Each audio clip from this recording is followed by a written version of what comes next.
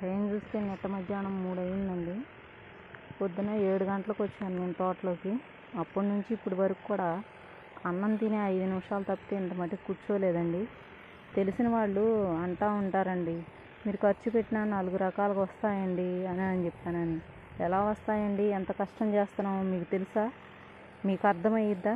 మీరు ఒక్కరోజు వచ్చి చేయండి ఇక్కడ, మీకు తెలుస్తుంది నేను చేసే పనిలో ఎంత కష్టం ఉంటుందో, మా ఆయన చేసే పనిలో ఎంత కష్టం ఉంటుందో. అందుకేనండి ఎవరితోనైనా సరే ఎంత మటుకు ఉండాలో అంత మటుకే ఉండాలండి. ఎక్కువగా ఇన్వాల్వ్ అవ్వకూడదు ఎవరిలో కూడా.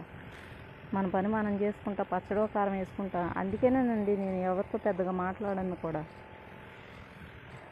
ఇలా పడే ఏడుస్తారనేనండి.